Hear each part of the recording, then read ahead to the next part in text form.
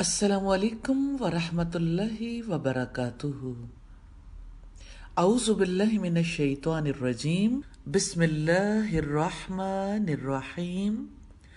رمضان شہر القرآن، اس سلسلے میں آج ہم بات کریں گے رمضان میں شکر کی تربیت۔ رب العزت کو انسان سے جو سب سے بڑی چیز مطلوب ہے وہ یہی کہ بندہ اپنے پیدا کرنے والے کا، اپنے مالک کا شکر گزار بنے، وہ اس کی نعمتوں کا اعتراف کرے۔ مگر عجیب بات ہے کہ دنیا میں سب سے کم جو چیز پائی جاتی ہے وہ یہی شکر ہے۔ کتنی عجیب بات ہے کہ انسان نعمتوں میں گھرا رہتا ہے لیکن ناشکرا بنا رہتا ہے۔ سوال یہ پیدا ہوتا ہے، اس کا سبب کیا ہے؟ اصل بات یہ ہے کہ انسان جو چیز اپنے رب سے پاتا ہے اس کو اپنے نام لکھ لیتا ہے۔ جیسے انسان کا اپنا وجود ہے، انسان کیسے وجود میں آیا، وجود پر وہ اپنا حق سمجھتا ہے۔ وہ یہ سمجھتا ہے کہ ماں باپ کے ذریعے وہ وجود میں آیا، ماں باپ کو بھی بھول جاتا ہے اور پیدا کرنے والے کو تو بالکل ہی بھول جاتا ہے۔ اگر انسان یہ سوچے کہ وہ دنیا میں کیسے زندہ ہے، کیا اپنی تدبیروں کے ذریعے؟ زندگی میں اس کے معاملات کیسے درست ہوئے؟ کیا دوستوں نے درست کیے تھے یا رشتہ داروں نے؟ عزت کو جو مقام اسے ملا ہوا ہے، کیا یہ مقام خود سے اپنی محنت سے ملا ہے، تعلقات کے ذریعے ملا ہے؟ انسان کی سوچ ہے جس کی وجہ سے وہ اللہ تعالیٰ کا شکر گزار بننے کی بجائے جب اپنی محنت کی طرف دیکھتا ہے، جب اپنے کھاتے میں لکھ لیتا ہے تو ناشکرا بن جاتا ہے۔ اصلاً غلطی نعمتوں کو منسوب کرنے میں ہے، جس کی وجہ سے انسان کے اندر شکر اور اعتراف کا جذبہ پیدا نہیں ہوتا۔ اللہ تعالیٰ کا شکر ادا کرنا محض یہ نہیں ہے کہ مختلف مواقع پر الحمدللہ کے الفاظ بول دیں، اس میں کوئی شک نہیں، الحمدللہ کہنا میزان کو بھر دیتا ہے، لیکن شکر گزاری کا حق ادا کرنے کے لیے اللہ تعالیٰ کی نعمتوں کو سوچنا اور اس کا اعتراف کرنا پڑتا ہے۔ شکر انسان کو یوں ہی نصیب نہیں ہو جاتا، شکر کی تربیت کرنے کی ضرورت ہے۔ سوال یہ پیدا ہوتا ہے کہ شکر گزاری انسان کے اندر سے کیسے ابھرتی ہے؟ اصل میں شکر گزار انسان اللہ تعالیٰ کی نعمت کو دریافت کرتا ہے، اس کے ذہن میں ایک پروسیس چل پڑتا ہے، پھر اس کے سینے سے اللہ تعالیٰ کے لیے شکر کا چشمہ جاری ہو جاتا ہے۔ جو نعمتوں کو پہچانتا نہیں وہ زبان سے کلمہ شکر ادا کر دے تب بھی شکر گزاروں کی فہرست میں شامل نہیں ہو سکتا۔ قرآن حکیم کا آغاز ہوتا ہے تو اللہ تعالیٰ کے نام سے، اور اس کے بعد تذکرہ ہے اللہ تعالیٰ کی حمد کا، الحمدللہ رب العالمین۔ زبان سے یہ الفاظ تو ایک لمحے میں ادا ہو جاتے ہیں، دہرانا تو مشکل نہیں ہے، لیکن اس کی حقیقت کو پانا غور و فکر کے بغیر مشکل ہے۔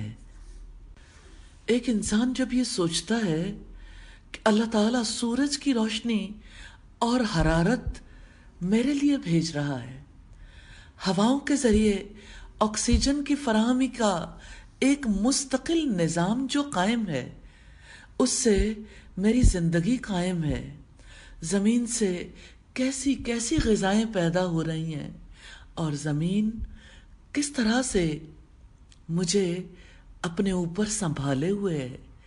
जमीन की कशिश की कुव्वत की वजह से ये जिंदगी को संभालने वाला पूरा एक निजाम है, लाइफ सपोर्ट सिस्टम है।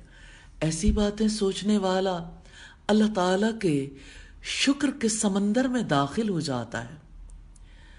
उसके दिलो दिमाग से अल्लाह ताला के बारे में मोहब्बत के एहसासात फूट निकलते हैं। फिर उसकी जुबान एतराफ़ करती है। यही हम्द है, यही एहसासात हैं जो कुरान मजीद में अल्हम्दुलिल्लाहि रब्बिल आलमीन में बयान किए गए हैं। सूरह अन्नहल में रब्बुल इज़्ज़त इरशाद फरमाते हैं, वशकुरू निअमतल्लाहि इन कुंतुम इय्याहु ताबुदून। अल्लाह की नेमतों का शुक्र अदा करो अगर तुम अल्लाह ताला की इबादत करने वाले हो। अल्लाह रब्बुल इज़्ज़त की नेमतों का शुक्र अदा करना कोई सादा सी बात नहीं है। इसके लिए अल्लाह ताला से मोहब्बत की ज़रूरत है, अल्लाह की नेमतों का एहसास करने की ज़रूरत है। ये एहसास ही तो अल्लाह ताला की मोहब्बत को जन्म देता है। इसी के बाद ज़ुबान से शुक्रगुजारी के कलिमात निकलते हैं। ये इनामात देने वाले के लिए मोहब्बत का जज्बा है। मोहब्बत एतराफ़ के कलिमात में ढल जाती है। यही शुक्र है। नबी सल्लल्लाहु अलैहि वसल्लम ने फरमाया, तुम अल्लाह ताला से मोहब्बत करो उसकी नेमतों की बिना पर जिसका रिस्क उसने तुम्हें अता फरमाया है। मुस्तदरक हाकिम की रिवायत है 4716 नंबर पर। नेमतों को याद करने से ही इंसान के अंदर मोहब्बत के एहसासात जन्म लेते हैं। पहले नेमत का एहसास उभरता है, फिर मोहब्बत जन्म लेती है। दुनिया में इंसान को जो कुछ भी मिला, छोटा बड़ा कम ज्यादा, यकतरफा तौर पर मिला है। किसी चीज के सिले के तौर पर नहीं मिला, उस पर हमारा हक भी नहीं था। एक लम्हे के लिए सोचकर देखिए, क्या कुछ है जिसे हम इस्तेमाल कर रहे हैं और उसके बदले में हम उसका एतराफ़ भी नहीं कर रहे। एहसास करेंगे तो एतराफ़ करेंगे ना। और एतराफ़ भी तब होता है जब मोहब्बत के गहरे जज्बात पैदा हो जाते हैं। मोहब्बत हो ना तो अल्लाह ताला का जिक्र होता है, मोहब्बत हो तो उसका शुक्र अदा होता है। नबी सल्लल्लाहु अलैहि वसल्लम ने सईदना मुआज़ बिन जबल से ये कहा था, उनके कंधों पर हाथ रखकर, ए मुआज़, मैं तुमसे बहुत मोहब्बत करता हूँ। हर फर्ज नमाज के बाद ये दुआ करनी ना भूलना, अल्लाहुम्मा आइन्नी अला ज़िक्रिका व शुक्रिका व हुस्न इबादतिक। अल्लाह, मुझे अपना जिक्र करने की, शुक्र करने की और अच्छी इबादत करने की तौफीक अता फरमा। रमज़ान का महीना रोज़ों का महीना है, नुज़ूल कुरान का महीना है, ये खुसूसी तरबियत का महीना है। रोज़े रखकर कैसे एक इंसान अपने आप को एक तरबियत गाह में दाखिल कर लेता है। वो जान लेता है कि मेरी हद क्या है, मैं कहाँ तक जा सकता हूँ, कहाँ तक नहीं जा सकता। रोज़ा रखने के बाद बंदा भूख प्यास बर्दाश्त करता है, सारा दिन इसी तरह से गुजर जाता है। फिर जब अफ्तार का वक्त आता है तो वो उन नेमतों का एहसास करने के काबिल होता है। ठंडा पानी اور کھانے پینے کی ہزاروں نعمتیں، پھر وہ اللہ کا شکر ادا کرتے ہوئے کھانا اور پانی اپنے منہ میں ڈالتا ہے۔ جس کھانے سے، جس پانی سے اللہ کے حکم سے رکا تھا، اب دوبارہ کھانے اور پانی کو اللہ کے حکم سے استعمال کرتا ہے اور اپنے رب کا شکر ادا کرنے کے قابل ہوتا ہے۔ روزے میں انسان صرف کھانا پینا نہیں چھوڑتا، اپنی بہت سی عادتوں کو بھی چھوڑنا پڑتا ہے۔ انہی میں سے ایک ناشکر گزاری ہے۔ یہ رمضان میں ہونے والی تربیت ہے، لیکن بے سوچے سمجھے یہ تربیت بھی نہیں ہوتی۔ امام بخاری اور امام مسلم نے روایت کیا ہے کہ نبی صلی اللہ علیہ وسلم نے فرمایا، انسان کے ہر نیک عمل کا اجر 10 گنا سے 700 گنا تک دیا جاتا ہے، مگر روزہ کے بارے میں اللہ تعالیٰ کا ارشاد ہے، وہ خاص میرے لیے ہے، میں ہی اس کا انعام دوں گا۔ بندہ میرے لیے اپنی خواہش اور اپنے کھانے کو چھوڑتا ہے۔ روزہ دار کے لیے 2 خوشیاں ہیں، ایک خوشی افطار کے وقت اور دوسری خوشی اس وقت جب کہ وہ اپنے رب سے ملے گا۔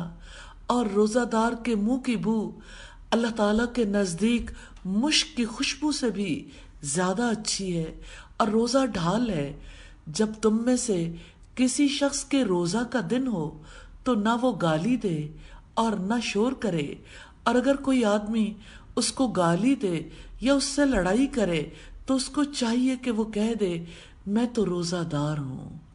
سبحان اللہ، یہ روزہ ہے جس میں روزہ دار کی تربیت ہوتی ہے۔ رمضان کے مہینے میں روزہ رکھنے کا مقصد یہ ہے کہ لوگوں کے اندر شکر اور تقوی کی کیفیت پیدا ہو۔ یہ مہینہ شکر گزاری کا مہینہ ہے، کیونکہ اللہ تعالیٰ کی عظیم نعمت قرآن حکیم کے نزول کا مہینہ ہے۔ پھر ہم دیکھتے ہیں کہ روزہ انسان کے اندر پیاس پیدا کرتا ہے۔ جانتے ہیں کیوں؟ تاکہ جب وہ پانی پیے تو پانی کی نعمت پر سچا شکر ادا کرنے کے قابل ہو سکے۔ جب روزہ رکھتے ہیں تو بھوک پیدا ہوتی ہے، اس لیے کہ جب کھانا ملے تو اللہ تعالیٰ کا سچا شکر ادا کرنے کے قابل ہو جائیں۔ ضرورت کیفیات پیدا کرتی ہے، یہ کیفیات دعا میں ڈھل جاتی ہیں کہ یا اللہ تیرا شکر ہے کہ تو نے میری ضروریات کی تکمیل کا اتنا اعلیٰ انتظام کیا ہے۔ شکر کا ایک اور پہلو بھی آپ کے سامنے رکھنا چاہتی ہوں۔ آپ کھانا کھاتے ہیں اور کھانا بہت مزے کا ہے اور آپ کہتے ہیں الحمدللہ، شکر تو ہے، لیکن یہ اعلیٰ درجے کا شکر نہیں ہے، یہ حیوانی شکر ہے، کیونکہ یہ شکر ذائقے کی وجہ سے ہے، مشاہدے کی وجہ سے ہے۔ اعلیٰ انسانی درجے کا شکر تو یہ ہے کہ جب کھانا سامنے آئے تو اس کو دیکھ کر اللہ تعالیٰ کا نظام یاد آ جائے کہ یہ سب چیزیں پہلے میری غذا نہیں تھیں، ایک پروسیس کے ذریعے سے اللہ تعالیٰ نے اسے میرے لیے غذا میں تبدیل کیا ہے۔ یہ غذائی چیزیں ابتدائی صورت میں میرے لیے توانائی کا ذریعہ نہیں ہو سکتی تھیں، کیسے میرے رب نے میرے جسم کے اندر ایک پیچیدہ قسم کا نظام ہضم قائم کر رکھا ہے۔ یہ نظام کس طرح سے میرے لیے قوت پیدا کرنے کا سبب بنتا ہے، یہ سوچ ہے جو شکر کا احساس پیدا کرے گی، اور ایسا شکر جس کے لیے آپ اظہار کرنے سے قاصر ہوں گے، الفاظ نہیں ملیں گے۔ تو یہ انسانی شکر ہے۔ اگر آپ اپنے آپ کو دیکھیں تو آپ جانچ سکتے ہیں کہ آپ کے اندر حیوانی شکر ہے یا انسانی درجے کا شکر ہے۔ یہی چیز ہے جو دنیا میں بہت کم پائی جاتی ہے۔ اسی کے بارے میں رب العزت نے فرمایا وَقَلِيلٌ مِّنْ عِبَادِيَ الشُّكُورُ کہ میرے بندوں میں سے بہت کم شکر گزار ہیں۔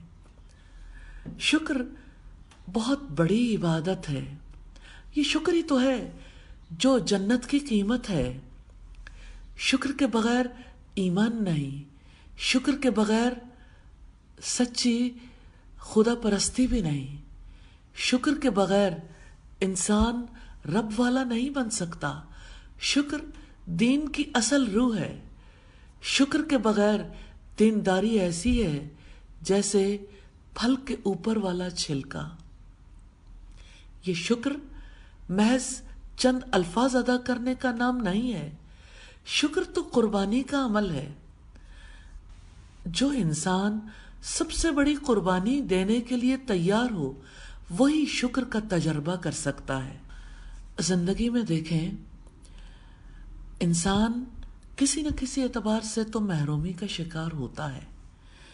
جب انسان محروم ہوتا ہے تو اس کے دل میں کسی کے خلاف نفرت کے جذبات تب پیدا ہو جاتے ہیں جب اس کی سوچ منفی ہو جاتی ہے۔ شکایت کی نفسیات نفرت کی نفسیات کو جنم دیتی ہے۔ اس صورتحال میں شکر کرنا بے حد مشکل کام بن جاتا ہے۔ انسان شکر کے الفاظ تو بولتا ہے لیکن دل شکر کے جذبات سے بالکل خالی ہو جاتا ہے۔ ایسی حالت میں وہی انسان شکر ادا کر سکتا ہے جس کا شعور اتنا بیدار ہو جائے کہ وہ ناشکری کے اسباب میں بھی شکر ادا کر سکے۔ سوچیں انسان اپنی سوچوں کے منفی خیالات کے جنگل میں رہتا ہے اور وہ مثبت احساس میں جینے والا بن جائے۔ کیسے شکر کے خلاف چن چن کے ایک ایک چیز اپنے اندر سے نکالنی پڑتی ہے، تب کہیں حقیقی انداز میں شکر کے جذبات پیدا ہو سکتے ہیں۔ شکر عبادت ہے، شکر مطلوب ہے۔ شکر اسی وقت ادا کرنا چاہیے جب انسان کو کوئی چیز ملے۔ ایسا شخص کبھی شکر ادا کرنے والا نہیں بن سکتا۔ جو یہ سمجھے کہ میری مرضی کے مطابق مجھے چیز ملی ہے تو بس اسی پر شکر ادا کرنا ہے۔ اللہ تعالی کا حقیقی شکر تبھی ادا کیا جا سکتا ہے جبکہ انسان کے اندر شکوہ بھی ہو، لیکن وہ شکر گزاری کا راز پالے، یعنی اللہ تعالی کی نعمت کو اچھے طریقے سے محسوس کر لے، اس پر غور و فکر کر لے، پھر اس کا شکر ادا کرے۔ انسان کو زندگی میں ناشکری کے حالات میں جینا پڑتا ہے اور ان حالات میں شکر ادا کرنے والا سعادت مند ہے۔ قرآن حکیم میں آدم علیہ السلام اور ابلیس کا واقعہ تفصیل سے بیان کیا گیا ہے۔ اللہ رب العزت نے سجدہ نہ کرنے کے نتیجے میں ابلیس کو اپنی رحمت سے محروم کر دیا، تو ابلیس نے کہا کہ چونکہ آپ نے مجھے گمراہ کیا ہے اس لیے میں بھی لوگوں کے لیے تیرے سیدھے راستے پر بیٹھوں گا، پھر میں ان پر آؤں گا، ان کے سامنے سے، ان کے پیچھے سے، ان کے دائیں سے، ان کے بائیں سے، اور تو ان میں سے اکثر لوگوں کو شکر گزار نہ پائے گا۔ اللہ اکبر۔ ابلیس انسان کو ناشکری کے راستے پہ چلانا چاہتا ہے، اور قرآن سے یہ ثابت ہے کہ ابلیس کو انسان پر کوئی اختیار حاصل نہیں، پھر وہ انسانوں کو شکر سے دور کیسے کرتا ہے؟ بات یہ ہے کہ ناشکری کے اسباب تو زندگی میں موجود ہی رہتے ہیں۔ ان حالات میں شکر گزار بننے کے لیے ضروری ہے کہ ناشکری کے اسباب کے باوجود شکر گزاری کرنا سیکھ لے۔ ایسے ہی موقع پر ابلیس کو موقع ملتا ہے کہ وہ انسان کو بہکا کر ناشکر گزار بنا دے، اور تبھی یہ نتیجہ نکلتا ہے کہ وہ ناشکری کو شکر میں تبدیل نہیں کر پاتا۔ ناشکری کے ہر واقعے کو انسان اپنے لیے عذر بناتا رہتا ہے اور ہمیشہ شکر کی سعادت سے محروم رہتا ہے۔ ناشکری کا ایک سبب یہ بھی ہے کہ انسان کو جو چیز ملتی ہے وہ اسے اپنی محنت اور قابلیت کا نتیجہ سمجھ لیتا ہے۔ ایسے تو آپ کے اندر سرکشی کا جذبہ پیدا ہوگا۔ اگر آپ ملی ہوئی چیز کو اللہ تعالیٰ کی نعمت سمجھیں تب شکر کا جذبہ جاگے گا۔ اگر انسان اپنی قابلیت کا نتیجہ سمجھے یہی تو گمراہی ہے، اور اگر آپ نعمت کو اللہ کی عطا سمجھیں یہی تو ہدایت ہے۔ عمومی طور پر لوگوں سے بات کریں، لوگ منفی باتیں کرتے ہیں، شکایت کرتے ہیں۔ کس سے شکایت ہے؟ یہ منفی باتیں کس کس کے خلاف ہیں؟ یہ سب کی سب انسان کے اپنے خلاف ہیں۔ شکایت اپنے رب سے ہے۔ یہ شکایت ہی تو ہے جو شکر کے احساس سے ناشنا بناتی ہے۔ جن واقعات کی عام طور پر لوگ شکایت کرتے ہیں، یہ واقعات انسان کے خود ساختہ ہی تو ہیں۔ شکایتی نفسیات کا اصل سبب یہ ہے کہ لوگ انسانی واقعات کو جانتے ہیں، اس لیے منفی باتیں کرتے ہیں۔ اگر ربانی واقعات کو جانیں گے تو وہ اتنے زیادہ نظر آئیں گے کہ انسانی واقعات ناقابل تذکرہ بن جائیں گے، شکایتیں بھول جائیں گے، نعمت کو سوچ کر ہی سرشار رہیں گے، اور یاد ہی نہیں رہے گا کہ ان کے ساتھ کسی نے شکایت والی بات کی ہے۔ یہی وہ سوچ ہے جو کسی انسان کے اندر الحمدللہ کی، شکر کی حقیقی روح بیدار کرتی ہے۔ حقیقت یہ ہے کہ اللہ تعالیٰ نے انسان کو بے شمار نعمتیں دی ہیں۔ انسان کی سب سے بڑی عبادت یہ ہے کہ وہ ان نعمتوں کا اعتراف کرے، اکنالج کرے۔ یہ اکنالجمنٹ ہی شکر ہے۔ شکر دینی عمل ہے، بہت بڑا دینی عمل ہے، اور شکر نہ کرنا بہت بڑی بے دینی ہے۔ ایک اور چیز جو اس سلسلے میں آپ کے سامنے رکھنا چاہتی ہوں وہ یہ کہ لوگ فخر اور شکر کو اکٹھا کر دیتے ہیں۔ لوگ کہتے ہیں کہ میں اس بات پر بڑا فخر کرتا ہوں اور اللہ تعالیٰ کا شکر ادا کرتا ہوں کہ اس نے مجھے ایسے گھرانے میں پیدا کیا جہاں میری تربیت اچھی ہوئی، مجھے ایسے اداروں میں بھیجا جہاں میری تربیت اور اچھے انداز میں ہوئی۔ بظاہر تو لگتا ہے کہ بات تو ٹھیک ہے، لیکن حقیقت یہ ہے کہ فخر اور شکر دو مختلف طرح کے جذبات ہیں۔ جہاں فخر ہوگا وہاں شکر نہیں ہوگا۔ حقیقی شکر کا جذبہ ایسے انسان کے اندر موجود نہیں ہو سکتا۔ پھر شکر کیا ہے؟ شکر تو رب کی نعمتوں کا اعتراف ہے، نعمت کا احساس ہے۔ یہی احساس انسان کے اندر اپنی ذات کی عاجزی، اپنی بے مائگی کا احساس پیدا کرتا ہے۔ اس احساس کے تحت انسان کبھی فخر نہیں کر سکتا۔ سوچئے، جو انسان یہ سمجھے کہ میں کچھ نہیں، میری کیا اوقات ہے، وہ فخر کیسے کر سکتا ہے؟ وہ تو شکر ادا کر سکتا ہے۔ حقیقت یہ ہے کہ شکر ہمیشہ اپنی بے بسی، عاجزی، کم مائگی کی زمین پر پیدا ہوتا ہے۔ شکر کبھی فخر کی زمین پر نہیں اگتا۔ پھر اب دیکھیں، آپ اکثر لوگوں کو یہ کہتے سنیں گے، اللہ کا شکر ہے کہ اس نے مجھے گھر دیا، اولاد دی، میرا اپنا بزنس ہے، میرے پاس گاڑیاں ہیں۔ یہ چھوٹا شکر ہے۔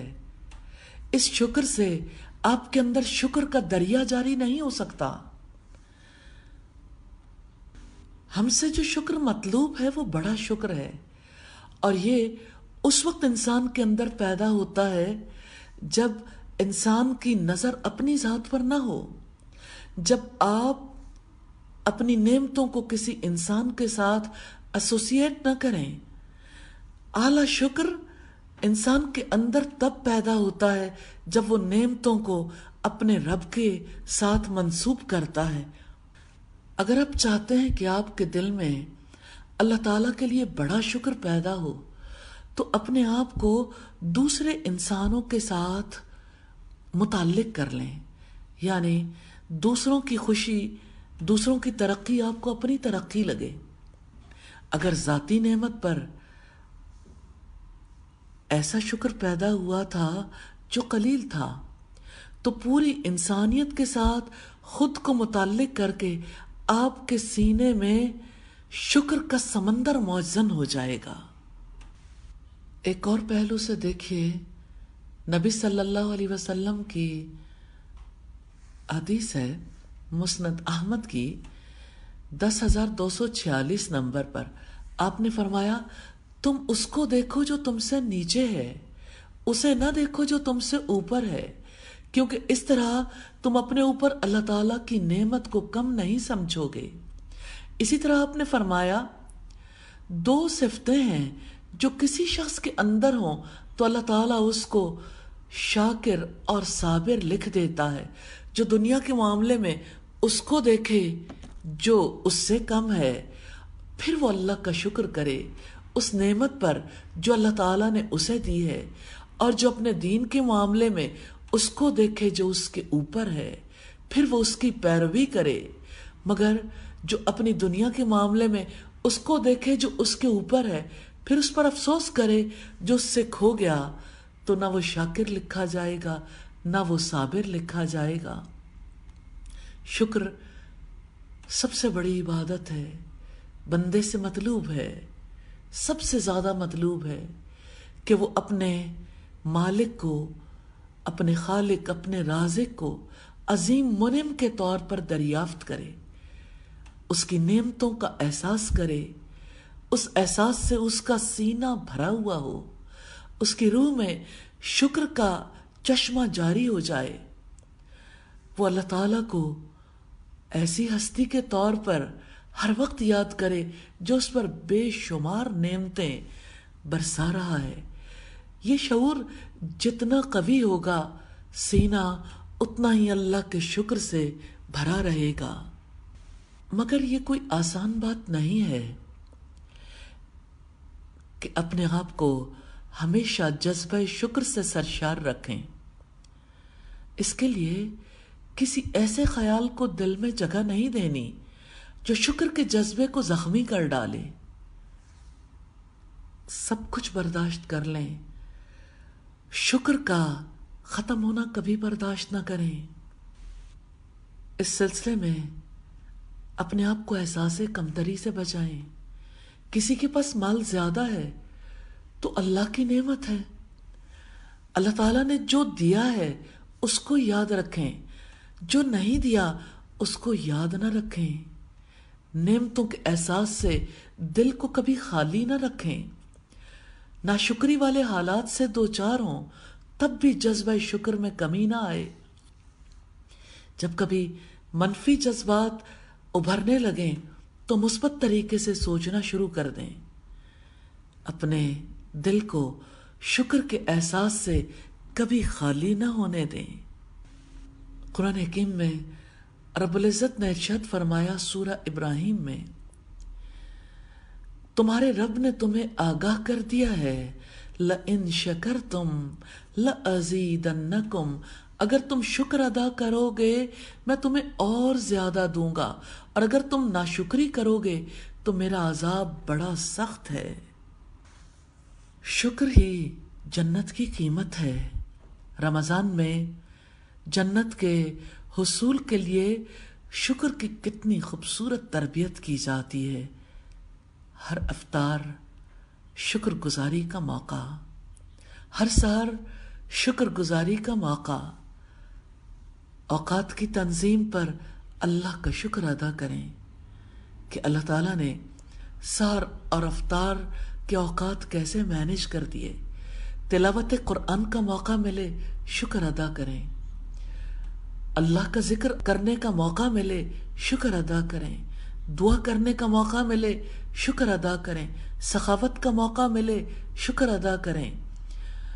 قیام اللیل کا موقع ملے شکر ادا کریں. یا اللہ ہمیں اپنا اچھا شکر ادا کرنے کی توفیق عطا فرما دے. وآخر دعوانا ان الحمد للہ رب العالمین.